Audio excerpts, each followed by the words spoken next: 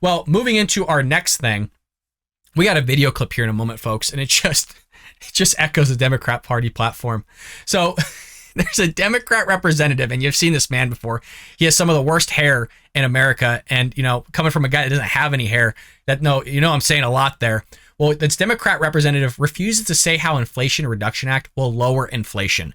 Typical. Now, to give you a little backstory, this whole Inflation Reduction Act is just the government once again spending our taxpayer dollars on something that doesn't actually reduce inflation. We did a video on Sunday, and if you haven't seen that video, go and check it out. For the love of God, watch Karine Jean-Pierre just dodge the whole idea of the Inflation Reduction Act doesn't actually reduce inflation. It's an Orwellian statement, and she doesn't want to admit it. It's baffling how they just continually get away with this type of stuff. You have Congressman Jamie Raskin. This guy's from Maryland. Just as Democrat as they come, as political as they come, in my opinion, I think the guy's corrupt. It's just an opinion.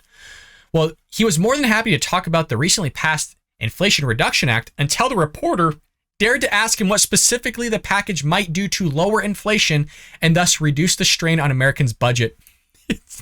I hope you're all ready for this. This is a great 24-second clip. This reporter did a fabulous job of questioning, and just watch his response here, folks. Watch this response. Let's go ahead and roll it.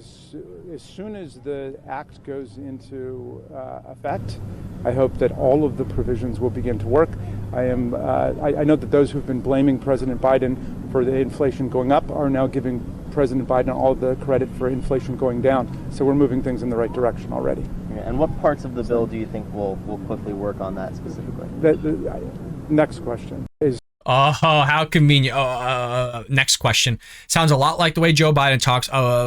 Sounds a lot like how Jen Psaki talked. And then echoing what Karine Jean-Pierre sounds like every time Peter Doocy asks her a question. I mean, we did a whole short on counting how many she said in a 59-second time span, and we counted 25.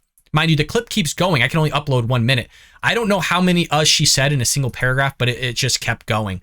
So Raskin can't answer the question. He's dodging it because they know what it does. It only increases inflation, especially in the long run. But they don't want to admit that because it goes against the whole narrative. It goes against the actual title. But this is a political thing. This is what Democrats do, and sometimes Republicans do. This is how they swindle the American people by lying to them. Quote, as soon as the act goes into effect, I hope that all of the provisions will begin to work, he began.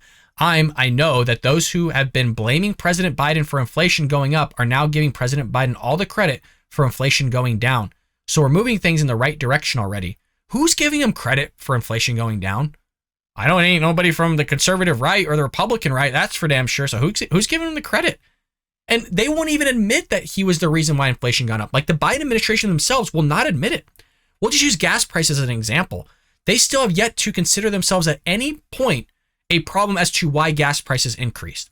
They always start the discussion at Russia invading Ukraine. It's always Putin's fault. That's where they start, regardless of the $2.40 or the 45% increase that happened in gas prices before Putin ever invaded Russia, or before Putin ever invaded Ukraine.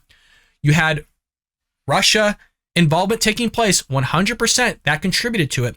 But that 45% increase, that increase in oil, that increase in gas prices, that was to do partially with inflation, is also lumped into that Russia-Ukraine inflation that took place as well. So we saw a positive slope going up for inflation that was due to the Biden administration spending all this money, the COVID-19 stimulus checks like it was hotcakes, where a lot of people didn't even need it. Some people did, and those people should have gotten checks. The small businesses should have gotten checks, and rightfully so. The government shut them down. But it also caused inflation by the government, by the Biden administration. So you have that happening, and they're not going to take any blame for it, but now they're going to do victory laps because inflation went down like 0.6%. Whoop-de-doo. Hope you're all feeling it in your pocketbook. And what's part of the bill do y'all think we put? We'll work on that specifically. A reporter challenged Raskin, who stumbled over his words briefly before offering a very definitive answer. Next question, he said, shaking his head as you saw in the video. The Inflation Reduction Act passed by both the Senate and the House along with party lines late last week, which has been touted as a climate, health, and tax bill. Lovely. That will massively inflate the size of the Internal Revenue Service. If you guys recall, they are hiring 87,000 IRS agents, spending billions of dollars. And by the way, they're claiming that it's not going to go after the middle class, that it's only going to go after the billionaires and do some other things. There's not even enough billionaires to go over those 87,000 new IRS agents. So it's a bunch of BS, folks. As somebody that did taxes for years, as somebody that dealt with the IRS, come on. I mean, really, does anybody believe that?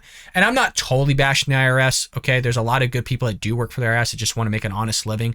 But you're going to tell me later on in life that you're not going to utilize those 87,000 to do more audits, to go in and do more field work, have those field agents come out to your house or come to your business? Really? I don't know about that. The White House Press Secretary Karine Jean-Pierre struggled with a similar question over the weekend while speaking to Jonathan Karl, which we covered. And he mentioned that it was Orwellian, and she fumbled through her words. I mean, it was the most asinine answer I've ever seen somebody give. And that says something, because she gives asinine answers all the time, or even lacks giving an answer altogether, kind of like Raskin here going just next question, because look, it doesn't do it. And he knows it doesn't do it. He was trying to figure out some way, shape, or form of trying to figure out how he's going to answer the question, and he just couldn't do it. I mean, he couldn't even bullshit his way through it, folks. He just had to go next question, because that's how bad the Inflation Reduction Act is. I hope you enjoyed that clip from the Bald Brad Show. If you did, make sure to hit that subscribe button so you can stay up to date on all our future content.